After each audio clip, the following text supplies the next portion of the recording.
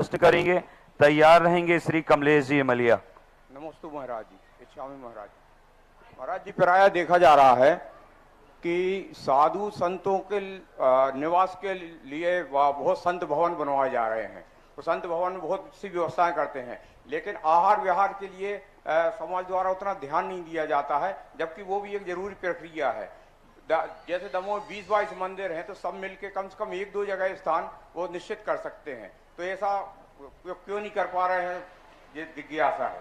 देखो, साधु के 4 चीजें श्रावक को प्रभावना में करना चाहिए। सबसे पहले साधु के आहार विहार के संबंध में, आहार के संबंध में सदा उत्साहित रहना चाहिए। चाहे एक साधु हो चाहे अनेक साधु हो, ये मान के चौका नहीं लगना चाहिए कितने साधु हैं उतने लगा लो। 2 साधु हैं तो कम लगा लो, 4 हैं तो बढ़ा दो, पर नहीं, एक साधु भी है तो जब नगर में साधु आता है, प्रत्येक व्यक्ति को शुद्ध खाने का नियम लेना चाहिए।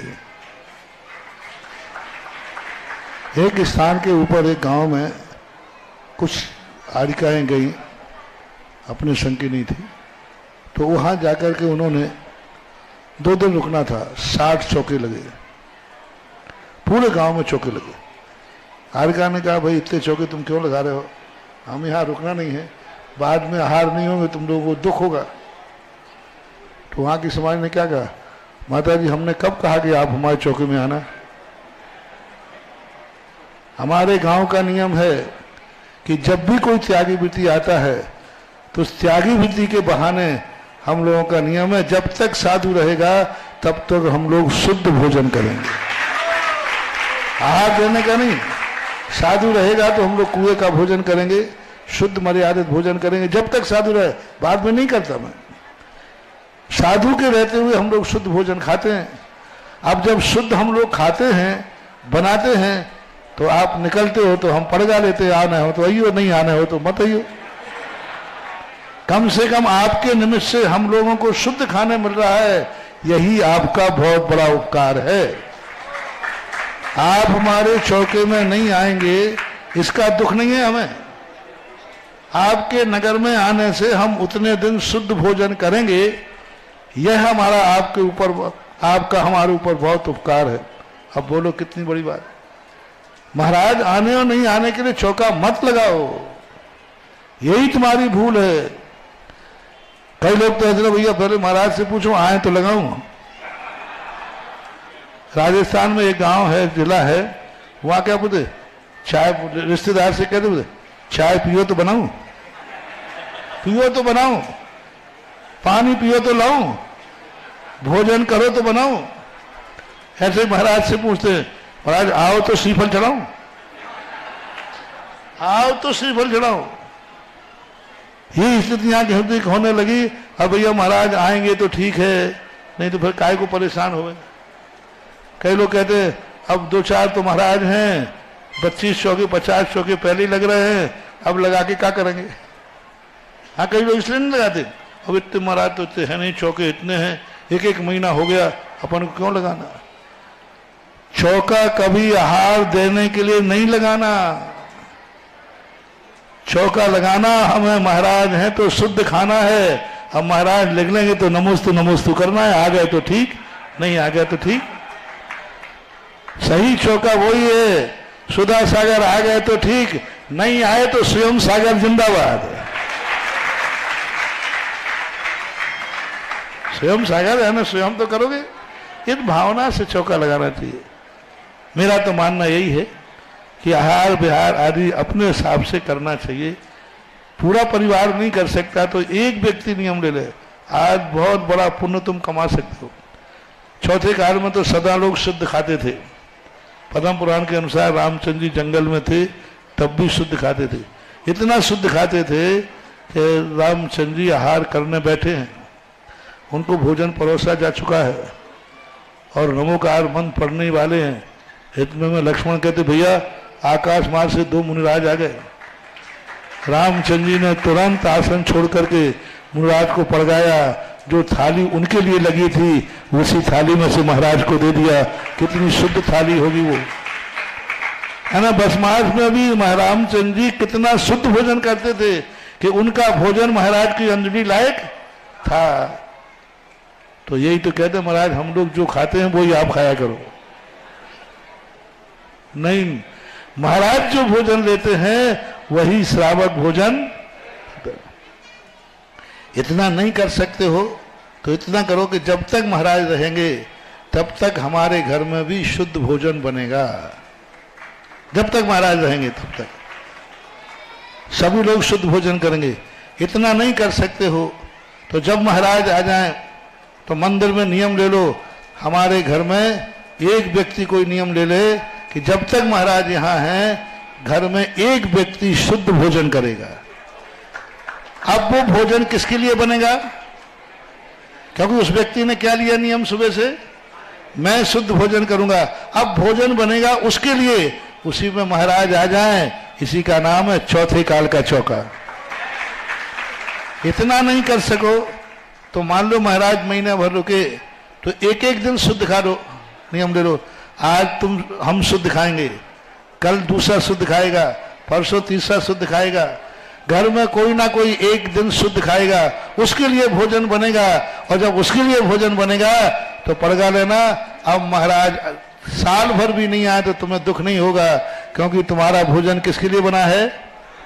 स्वयं के लिए। अब महाराज आ गए तो नहीं, अभी तो सब चीजें महाराज के लिए बनती हैं।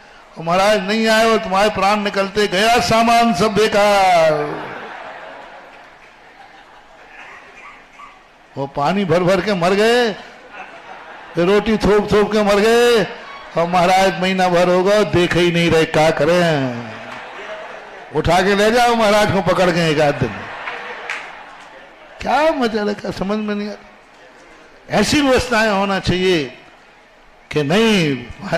एक व्यक्ति का उदाहरण है, 5 साल तक आचार्य के आहार नहीं हुए, 5 साल तक, और पूरे 4-4 महीने चौका लगाया उसने।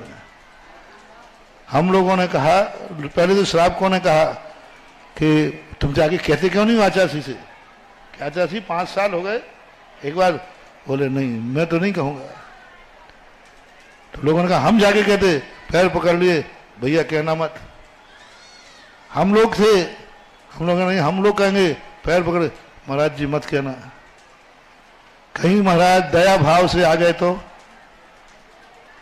आप लोगों के शोर से आ गए तो, बस इसीलिए तो मैं चौका लगाने नहीं था, जिंदगी भर लगाऊंगा कि हमारे वो भी तरागी साधु हैं जो किसी दबाव में और दया से नहीं जाते हैं, प्रभाव से नहीं जाते। बस इसी पर तो मैं कायल हूं। 5 साल नहीं, पूरी जिंदगी भर नहीं आए तो भी मेरे अभाग्य हैं कि मैं ऐसे मुनिराजों को देख दे रहा हूं जो कहते, आप कहोगे तो वे दया भाव से आ जाएंगे। अरे अच्छा 5 साल हो गए बेचारा, अरे राम चलो कल चलते हैं। उसने मना कर दिया। ये है चौका। महाराज आना है, ये नहीं आएंगे, नहीं, हमारा काम है पड़गाना, तो हम पड़गान करेंगे। और दूसरी व्यवस्था करना चाहिए बिहार की।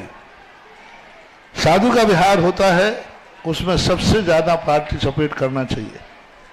बिहार के समय ऐसा पुण्य का बंद होता है कि यात्रा करते समय तुमने साधु की यात्रा कराई तो आपकी भी यात्रा के समय सुरक्षा जीवन पुण्य काम आएगा। तीसरी व्यवस्था जो सुबह कही थी निहार की, जिसके लिए प्रश्न की बात आई थी, निहार की व्यवस्था सबसे ज्यादा साधु को आज के युग में सभी शहर वालों को, सभी गांव वालों को 2-3 एकड़ का जमीन का निहार के लिए व्यवस्था करना चाहिए। आज वर्तमान में साधु की सबसे बड़ा मूल गुण निहार का दूषित हो रहा है। कई साधु तो सीधे जाने लगे जहां तुम जाते हो, जाने लगे, बहुत गलत हो रहा है। कितनी हिंसा, कितना दोष होता है। और जो थोड़ा बहुत बचे हैं तो जाए कहां, बताओ क्या करें? शहरों में जाओ 5-5 किलोमीटर, मैंने कहा था एक दमोह का 2.5-3 किलोमीटर जाते थे जटाशंकर के पास। शुरू में आचार्य तो सबको थे, हम लोग तो छोटे थे, वहां से लौट के यहाँ से शिथिल पड़ जाते थे, जैसे अब ताकत ही नहीं रही उठने की। गर्मी का समय, कलकत्ता की बात सुनाई थी सुबह हमने, बिहार करना पड़ा इसी कारण से। तो आज जो दमोह के अंदर जो निहारिका बनाई गई है उसके लिए सुरक्षा करो, बाउंड्री वाल बनाओ। और सबसे बड़ा कार्य है जो यति विहार यानी निहार के लिए जो स्थान बनाया जा रहा है उसमें जो व्यवस्थाएं चाहिए, बाउंड्री आदि की सुरक्षा व्यवस्थाएं, वो करना, यानी मुनि का एक मूल गुण को पालन कराने का पुण्य उसको लगेगा, एक मूल गुण के पालन। और सारे मंदिर वाले मुनियों को तो बुलाते हैं और मुनियों के आने पर जो धन आता है वो सब समेट के रख लेते हैं, लेकिन मुनि के मूल गुणों के पालन करने में सबको मुश्किल पड़ता है। वो करे, ये करे। मैं कहता हूं कि सब जितने मंदिर हैं यहाँ के सभी मंदिर वालों को कहना चाहिए, बोलो अभी मुनिराज लोग बैठे हैं, पूरा दमोह लाभ ले रहा है कि मात्र नन्हे मंदिर के आसामी? पूरा दमोह गुरुदेव, पूरा दमोह लाभ ले रहा है कि पंचायत के लोग? जब पूरा दमोह लाभ ले रहा है तो पूरा दमोह जिनसे लाभ ले रहा है, जिनका कम से कम उनके निहार की व्यवस्था तो बनाना चाहिए। सारे मंदिरों के लोगों को कहना चाहिए कि नहीं, निहार की जो यति विहार है उसके लिए तुम्हें जितना धन चाहिए हो हर मंदिर वाले को देना चाहिए और सबसे ज्यादा नन्हे मंदिर को देना चाहिए। कारण एक है, क्योंकि सबसे साधु ज्यादा कहां आते हैं? हाँ, अन्य मंदिर वालों को भी लाभ यहां आ जाते तो आपको मिल ही जाता है। तो सब मंदिर वालों को पंचायत कहना चाहिए कि यति विहार की बाउंड्री बनाओ, हम सब मंदिरों में से कुछ ना कुछ फंड निकाल के यति विहार को देंगे। और जितने आसामी हैं मंदिर से ना लेकर के आसामी लोग खुद इकट्ठा करके देवें।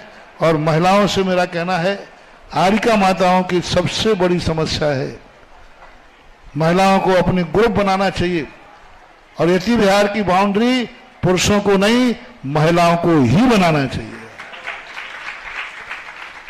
एक बार ज्ञानोदय की सन 1995 में आई थी तो सुरक्षा व्यवस्था, उस समय कोई घटना घट गई थी, तब हमने कहा महिलाओं की सुरक्षा करना है। 700 बीघा की बाउंड्री, 700 या 500 जो भी है, पूरे ज्ञानोदय की बाउंड्री महिलाओं ने बनाई, पुरुषों का 1 रुपया नहीं लिया। सैकड़ों बीघा जमीन की बाउंड्री पूरी महिलाओं ने बनाई थी, पुरुषों का उसमें नियम था, पुरुष से हम कोई पैसा नहीं लेंगे, महिलाओं के जो अपने थे दिए। तो ऐसे कार्य होना चाहिए।